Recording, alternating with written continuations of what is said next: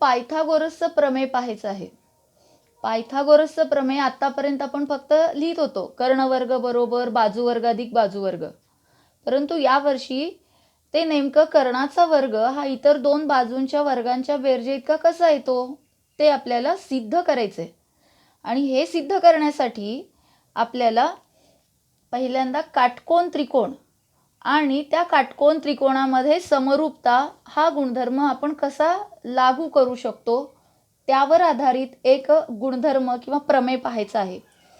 तर काय आहे बघा तो गुणधर्म, की समजा इथं काटकोन त्रिकोण दिलेलं आहे, कोन बी हा काटकोन असेल तर ए सी हा काय आहे, कर्ण. तर ह्या कर्णावर बी मधून शिरोलंब काढला. आता शिरोलंब म्हणजे काय, शिरोबिंदूतून काढलेला लंब. जे काटकोन त्रिकोणात कर्णावर काढलेल्या शिरोलंबामुळे जे दोन त्रिकोण तयार होतात, इथं दोन त्रिकोण दिसतात बघा, ए डी बी आणि बी डी सी. हे दोन त्रिकोण परस्परांशी समरूप असतात आणि मूळ त्रिकोण ए बी सी याच्याशी सुद्धा ते समरूप असतात. जे एकूण 3 त्रिकोणांबद्दलचा गुणधर्म आपल्याला बघायचा आहे. तर आपण पक्ष लिहूयात इथे. तर पक्ष काय लिहिणार,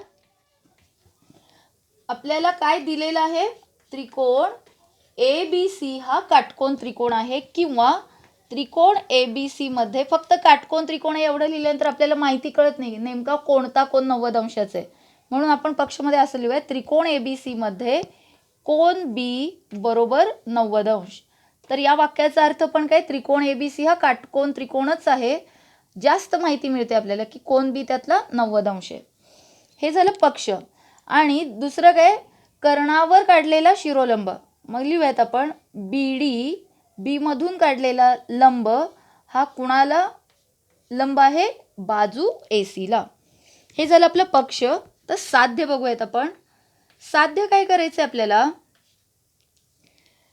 जे दोन त्रिकोण तयार होतात ते परस्परांशी समरूप असतात आणि मूळ त्रिकोणाशी म्हणजे त्रिकोण ए बी सी शी समरूप असतात. मग लिहूयात आपण, त्रिकोण ए बी सी शी कोण समरूप असतं, हा त्रिकोण आता ए बी सी 90 अंश असलेल्याला मी मध्ये घेतले बघा, ए बी सी घेतले की इथं ए डी बी घ्यायचं. ते का घ्यायचं आपण सिद्ध करणारच आहे पुढं, लक्षात येईल तुम्हाला. तर हे पहिलं साध्य आहे आपलं. दुसरं साध्य काय, ह्या त्रिकोण ए बी सी शी खालचा एक त्रिकोण, खाली कोणता त्रिकोण तयार झालेले, बी डी सी.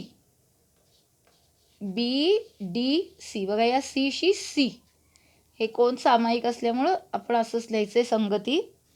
आणि तिसरा कोण, हे तिसरी जोडी त्रिकोणाची, हे छोटे त्रिकोण, त्रिकोण ए डी बी समरूप त्रिकोण बी डी सी. तर हे आपल्याला सिद्ध करायचं आहे. याचा अर्थ,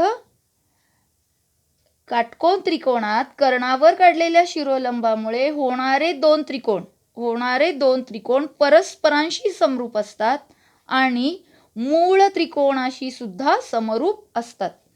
तर हे आपल्याला साध्य करायचं आहे. मग सिद्धता खूप सोपी आहे, फक्त आपल्याला थोडंसं संगती जर समजली असेल तर हे लक्षात येणार आहे. तर सिद्धता लिहूयात आपण. सिद्धता काय आहे पहा. पहिल्यांदा आपण काय करूयात, हे दोन त्रिकोण आपल्याला समरूप दाखवायचे आहेत. मग यांच्यात कुठली तरी कसोटी दाखवावी लागेल आपल्याला. मग बाजू तर दिलेल्या नाही आहेत, कोनांवरूनच. आणि कोनांची कसोटी कोणती आहे, दोन कोन असणारी कोको कसोटी. मग पहिल्यांदा आपण हेच दोन त्रिकोण घेऊयात, त्रिकोण ए बी सी व त्रिकोण ए डी बी मध्ये. हे जर दोन त्रिकोण घेतले आपण तर काय मिळतं पहा आपल्याला, कोणकोणते कोण एकरूप आहेत ते सांगा. तर त्रिकोण ए बी सी मध्ये बी हा कोण 90 आहे बघा.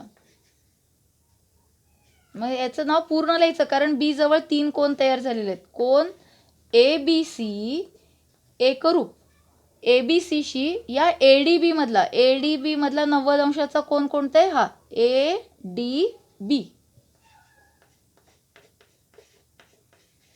हा 90 आहे म्हणजे हा 90 असणार आहे. तुम्हाला माहिती असेल रेषीय जोडीतील कोण म्हणतो. तर याचं कारण काय लिहिणार आपण? कसले? या प्रत्येकाचं माप किती आहे? 90 अंश. प्रत्येकी 90 किंवा पक्ष लिहिलात तरी सुद्धा चालतं. त्यानंतर दुसरा आकडा, दुसरा कुठला कोण एकरूप आहे आता बघा, निरीक्षण करा. ABC आणि ADB. तर निरीक्षण केल्यानंतर आपल्या असं लक्षात येतं की हा जो कोन ए आहे ADB मध्ये पण आहे आणि ABC मध्ये पण आहे, म्हणजे सामायिक कोन आहे हा. तोच लिहूयात आपण. कोन ए याच्याशी एकरूप कोन एच आहे. या त्रिकोणात पण तो कोन एच आहे आणि मोठ्या त्रिकोणात पण कोन एच आहे. तर याचं कारण काय लिहिणार? कसला कोन आहे हा? सामायिक कोन. मग दोन त्रिकोणांमध्ये दोन संगत कोनांच्या जोड्या जर एकरूप असतील तर ते दोन त्रिकोण समरूप असतात. त्रिकोण ABC समरूप त्रिकोण कोणाशी असणार आहे? ADB. तर याचं कारण काय लिहिणार आपण? कारण काय लिहिता येईल? कुठली कसोटी? कोको समरूपता कसोटी. मग शॉर्ट मध्ये लिहायला पाहिजे. मग दोन त्रिकोण समरूप झाले तर याला विधान आपण 1 म्हणूयात. आता आणखीन दोन त्रिकोण आपल्याला सिद्ध करायचं, म्हणजे आपलं एक पहिलं साध्य झालं पहा, ABC समरूप ADB. आता ABC समरूप BDC दाखवूयात. मग त्यासाठी पुन्हा हे दोन त्रिकोण घेणार. त्रिकोण ABC व त्रिकोण कुठला घेणार? BDC. आता मी हीच संगती का घेते पहा. मी BDCचं नाव DBC पण वाचू शकते, पण BDCच घ्यायचं का? तर तुम्हाला लक्षात येईल. आता इथं पण ABCला मी ABD पण घेऊ शकते की, ADBच घ्यायचं. तर का घ्यायचं पहा, हे खूप महत्त्वाचं आहे. हे ज्याला कळालं प्रमेय त्याला पुढचं पायथागोरसचा प्रमेय समजणं अवघड नाही. आणि पायथागोरसचं प्रमेय कळालं की हा पूर्ण धडा तुम्हाला समजल्यासारखाच आहे. मग आता पहिल्यांदा आपण ह्या दोन त्रिकोणांबद्दल बघूयात. ABC आणि ADB हाच क्रम का घ्यायचा? कारण आपण लिहिले बघा, B ची एकरूप कोण आहे? D. मग पहिल्यांदा आपण मोठ्या त्रिकोणाचं नाव घेतलं, तर दुसऱ्या त्रिकोणाची नावं लिहिणार आहे आपण, एक एक शिरोबिंदू लिहिणार आहे. मग ह्या B शी एकरूप कोण आहे? D. मग B दुसऱ्या जागेवर आहे बघा, इथं 1 2 3. मग इथं पण D दुसऱ्या जागेवर लिहायचं. आणि कोण A शी एकरूप कोण आहे? A शी एकरूप A. एकदा A आणि D लिहिलं की पुढचं B लिहिणं अवघड नाही. तसंच इथं पण आहे. हेच का क्रम लिहायचं ते इथं आपण बघूयात. तर पहिला मुद्दा, परत ह्या दोन त्रिकोणांमध्ये कोणता कोण 90 अंशाचा आहे? ABC मध्ये कोण? ABC 90 अंशाचा आहे, एकरूप.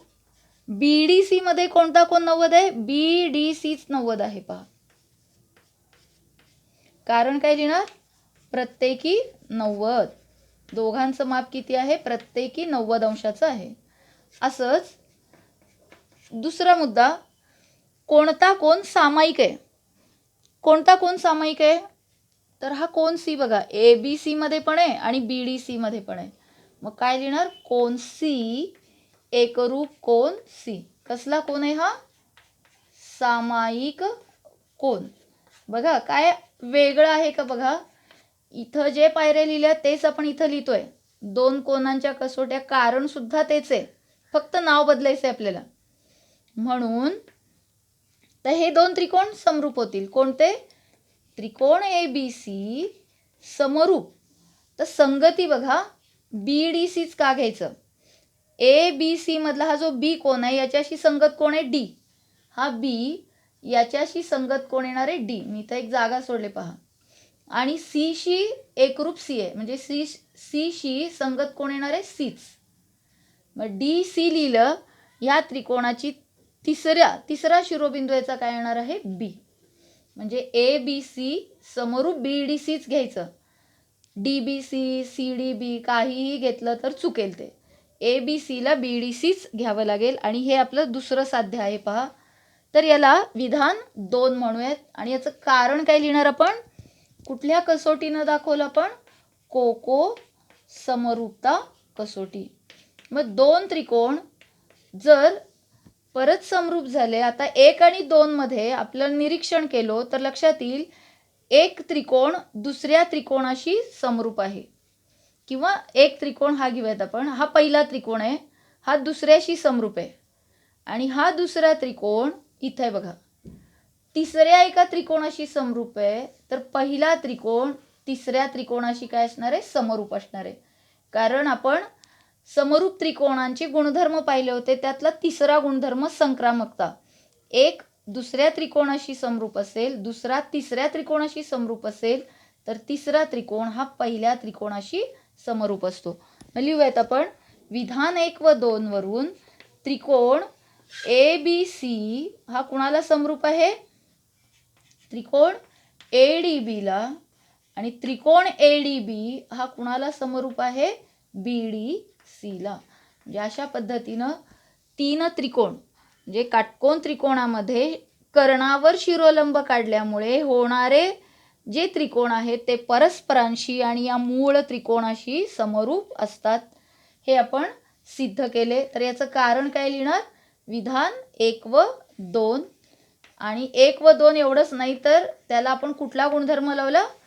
समरूपतेच्या संक्रामकता गुणधर्म. तर हे प्रमेय झालं. आता आपल्याला ह्याचा वापर करून पायथागोरसचं प्रमेय सिद्ध करायचंय. तर ही संगती लक्षात येण्यासाठी मी आणखीन 1-2 उदाहरणं घेते. तुम्ही मला सांगायचं आहे की संगती काय येते. तर इथं आपण 1-2 उदाहरणं घेऊन बघूयात.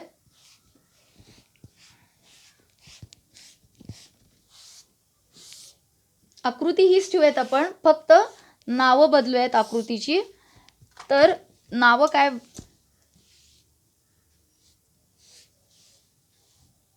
तुम्ही संगती सांगणार आहात फक्त, कोणत्या संगतीनुसार ते त्रिकोण समरूप आहेत. मग मी इथं नाव देते X, Y, Z आणि M. मग मी एक त्रिकोण लिहिते मोठा, त्रिकोण XYZ. तुम्ही सांगणार आहात समरूपता. या छोट्या त्रिकोणात कोण कुणाशी संगत असेल? तर 2 साठी आहे तिथं. XYZ जर मी घेतला तर हा Y काय असतो? 90 अंशाचा. तर 90 अंशाचा कोण मध्येच घ्यायचा.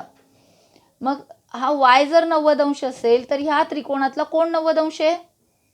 M. म्हणजे Y शी संगत कोण येणार आहे? M. आणि कोणता कोण ह्या छोट्या त्रिकोणात आणि मोठ्या त्रिकोणात एकरूप आहे किंवा सामायिक आहे? तर कोण? X आहे. म्हणजे X शी इथला आपण काय येणार आहे? X. म्हणजे XM राहिला कोण? Y. समजते का बघा ही संगती. आता तुम्ही या खालच्या त्रिकोणात सांगायचे, पहिला कोण 90 अंशाचा घ्यायचा. हा 90 अंशाचा आहे मोठ्या त्रिकोणातला. त्या छोट्या त्रिकोणातला 90 वाला कोण आहे? M. तर त्याला दुसऱ्या स्थानावर लिहायचंय, Y शी संगत M. आणि Z हा कोण या दोन्हीमध्ये सामायिक आहे, म्हणजे तिसऱ्या क्रमांकावरती काय लिहिणार? Z. मग राहिला कुठला शिरोबिंदू? Y. हे लक्षात येतं का? पहा, आणखीन एक उदाहरण घेऊयात आपण. तुम्ही सांगणार आहात, समजा हा काटकोन त्रिकोण आहे आणि या काटकोन त्रिकोणात मी लंब टाकले. तर लंब जरी दिसत नसला, मी लंबाची खूण केले म्हणजे तो लंबच आहे असं गृहीत धरायचं आहे. समजायला नाव दिले मी PQR आणि इथं दिले S. मग मूळ त्रिकोणाचं नाव कोण सांगेल?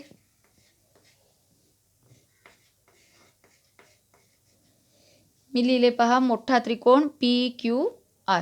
आता याच्यातला कोण P90 आहे बघा. मग असं लिहा QPR. सांगा चला. तर इकडे एक त्रिकोण आहे आणि इकडे एक त्रिकोण आहे. तर QPR मधला हा P90 आहे. समजा हा त्रिकोण लिहायचा असेल तर यातला 90 अंशाचा कोण कोणता आहे? यस, P शी संगत S. आता ह्या 2 त्रिकोणांमध्ये हा मोठा आणि हा लहान, हा कोण सामायिक आहे बघा? Q. Q शी संगत कोण येणार? QS. आणि काय येणार? राहिला कोण? P. आणि इकडं काय येणार आहे? पीशी 90 अंशाचा कोण येणार यस, आणि आर हा कोण दोघांमध्ये सामायिक आहे, आरशी आर येणार आहे, राहिला कुठला बिंदू पी. तर अशा पद्धतीनं लिहिता आलं पाहिजे. आणखीन एक सोपी पद्धत बघा कसं लक्षात ठेवायचं. समजा तुम्हाला दोन काटकोन त्रिकोणामध्ये या पद्धतीनं शिरोलंब काढलेला आहे. तर आणखीन एक सोपी पद्धत आपण बघा, ही लक्षात येते का तुम्हाला. हा लंब काढलेला आहे. तर कसं लक्षात ठेवायचं, पहिल्यांदा मोठा त्रिकोण लिहायचा आर एस टी, मध्यभागी 90 अंशाचा कोण यायला पाहिजे. तर आर एस टी जर मी लिहिले तर छोटा त्रिकोण लिहिताना आर पासूनच सुरुवात करायचं, कारण आर सामायिक आहे त्यांच्यात. R L S, R L S. तर बघा मोठ्या त्रिकोण लिहिला. आता मोठ्या त्रिकोणाच्या पहिल्या शिरोबिंदूपासून चालू केलं आर एल एस. आता दुसऱ्या त्रिकोणाचं नाव लिहिताना इथूनच सुरुवात करायचं S L T, S L T.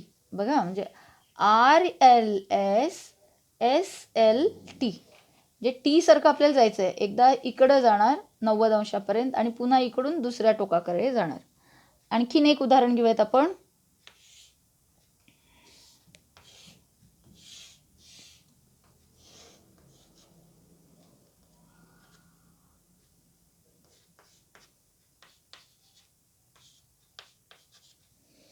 शेवटचं आपण पाहूयात. कोण सांगते चला पटकन. मूळ त्रिकोण ए बी सी मी लिहिला. संगती सांगा आता. ए बी सी, ए पासून जर मी सुरुवात केले तर इकडचा त्रिकोण लिहिताना काय करणार मी ए बी म्हणजे मी 90 अंशाकडे गेले बघा. मग ह्या पण त्रिकोणात तसं जाणार मी ए एम बी, आणि इकडे जाताना काय करणार ए एम बी इथंपर्यंत गेले, परत इथून रिव्हर्स येणार बी एम सी. कसं जातोय बघा आपण, लक्षात येते का. पहिल्यांदा हा मूळ त्रिकोण लिहिला, इथून लिहिला म्हणून इथून सुरुवात करायचं. हा 90 अंशाकडे गेला, पुन्हा इथून बाहेर आला म्हणजे ए एम बी आणि बी एम सी. आपल्याला असं फिरायचं आहे, असा गेला पुन्हा हे असं, आणि इथं काटकोन त्रिकोण असणार आहे. तर या पद्धतीनं हे तुम्हाला समरूपता लिहिता आली पाहिजे. हा जो क्रम आहे, संगती आहे, ती जमली पाहिजे. तर याच्यावर आधारित आणखीन एक उपप्रमेय आहे पहा. तर त्याला भूमिती मध्याचा प्रमेय असंही म्हटलं जातं. तर काय आहे भूमिती मध्याचा प्रमेय बघा.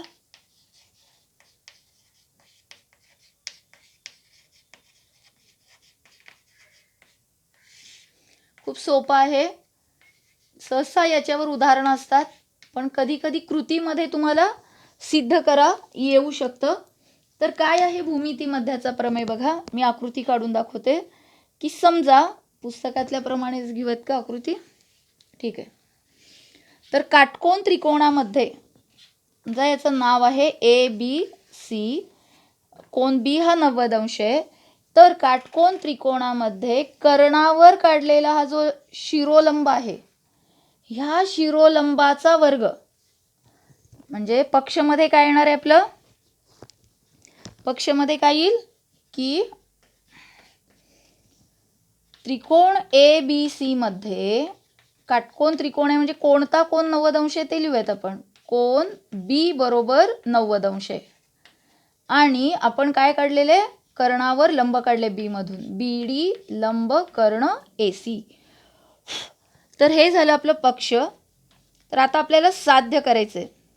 साध्य काय करायचंय की हा जो शिरोलंब आहे, या शिरोलंबाचा वर्ग म्हणजे बी डीचा वर्ग बरोबर ह्या कर्णाचे जे दोन भाग पडतात बी डी मुळे, तर त्यांच्या गुणाकारा इतकं असतं, ए डी गुणिले डी सी इतकं असतं. तर प्रमेय काय आहे पुन्हा एकदा सांगते. काटकोन त्रिकोणात कर्णावर काढलेल्या शिरोलंबामुळे शिरोलंबाचा वर्ग हा कर्णाच्या 2 भागांच्या गुणाकारा इतका असतो. हे आपल्याला सिद्ध करायचं आहे. आता आपण सिद्धता बघूयात. तर सिद्धता खूप सोपी आहे, कारण मुख्य प्रमेय जो आपण आत्ता याच्या आधी पाहिला त्याच्यावरून हा प्रमेय आपल्याला लिहायचा आहे. त्यामुळं त्याचं उपयोजन आपल्याला इथं करायचं आहे. आपल्याला सिद्ध करण्यामध्ये काय कोणकोणत्या बाजू आहेत पहा. BDA, AD आणि DC. BDA, AD आणि DC. तर ह्या 3 बाजू ज्या आहेत ह्या लहान त्रिकोणाच्याच बाजू आहेत बघा. मोठ्या त्रिकोणाच्या बाजू AB, BC, AC आहेत. इथं आहे का तसं? नाही. मग आपण काय करणार, हे 2 लहान त्रिकोण समरूप आहे ते आत्ताच सिद्ध केले आपण. तेच घेऊयात आपण त्रिकोण. तर संगती काय सांगितलं होते तुम्हाला? T लक्षात ठेवायचं. इथून सुरुवात केलं, 90 अंशाकडे गेलं, 90 अंशाकडून पुन्हा बाहेर यायचं. म्हणजे कुठली संगती घेणार सांगा? ADB समरूप त्रिकोण. ADB घेतलं की इथूनच सुरुवात करायचं. BDC. BDC. कारण काय? काय कुठले आता आपण गुणधर्म पाहिलेला? काटकोन त्रिकोणांच्या समरूपतेचा गुणधर्म.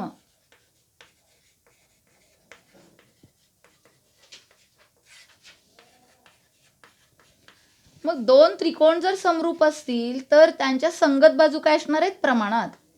मग AD घ्यायचं का? तर इथं ठरवायचं साध्यवरून. AD घ्यावं लागेल आपल्याला. AD याच्याशी संगत कोण आहे? BD बरोबर DB. DB म्हणजेच BD लागणार आहे आपल्याला. BD छेद DC किंवा CD काही पण लिहू शकता.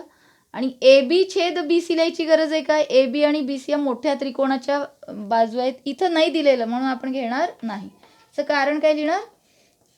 समरूप त्रिकोणांच्या संगत बाजू आहेत. आणि त्रिकोण जर समरूप असतील तर त्यांच्या संगत बाजू काय असतात? प्रमाणात असतात. मग तिरकस गुणाकार करा. सिंपल. BD गुणिले BD, BDचा वर्ग बरोबर AD गुणिले DC. आणि हेच आपल्याला सिद्ध करायचं आहे बघा. हे सिद्ध केले. म्हणजे हे लक्षात येतं का पहा, की आपण याच्या आधी जे काही प्रमेय पाहिला आपण काटकोन त्रिकोणांच्या समरूपतेचा, त्यावरूनच हा भूमितीमध्याचा प्रमेय मिळवलेला आहे. आता याला भूमितीमध्याचाच प्रमेय का म्हणतात? तर आपण 9वीला शिकलेलं आहे पहा. प्रमाणमध्ये समजा 3 संख्या ABC या परंपरित प्रमाणात असतील. परंपरित प्रमाणात, नुसतं प्रमाणात म्हणजे काय म्हणतो आपण? A/B बरोबर C/D. परंपरित प्रमाणात म्हणजे काय? A/B बरोबर हाच B इकडं अंशस्थानी येणार आहे. बरोबर B/C असेल तर यांच्यामध्ये काय आपल्याला संबंध मिळतो? B वर्ग बरोबर A गुणिले C. तर हेही तसंच आहे बघा. एकाचा वर्ग बरोबर गुणाकार आहे. तसंच आहे इथं की हा जो शिरोलंब काढलाय तर या शिरोलंबाचा वर्ग हा कर्णाच्या 2 भागांच्या गुणाकारा इतका असतो. तर याला भूमितीमध्याचं प्रमेय का म्हणतात ते लक्षात आलं? तर इथं हा प्रमेय सिद्ध करण्यासाठी तुम्हाला सगळ्यात महत्त्वाचं काय? संगती. संगती जर चुकलात की पूर्ण उत्तर तुमचं चुकणार आहे. तुम्हाला हे साध्य करताच येणार नाही. त्यामुळे संगती कसं लक्षात ठेवायचं? जर आपण एका समजा इथून निघालात तुम्ही चालेल, CDB घेतला तर BDA घ्यावं लागेल आणि CBA हा त्रिकोण घ्यावा लागेल. म्हणजे एका शिरोबिंदूपासून चालू केलं की कसं जायचंय हा मार्ग लक्षात ठेवा, म्हणजे तुमची संगती चुकणार नाही. तर ह्या 2 प्रमेयांवर आधारितच आपल्याला पायथागोरसचं प्रमेय आता बघायचं आहे.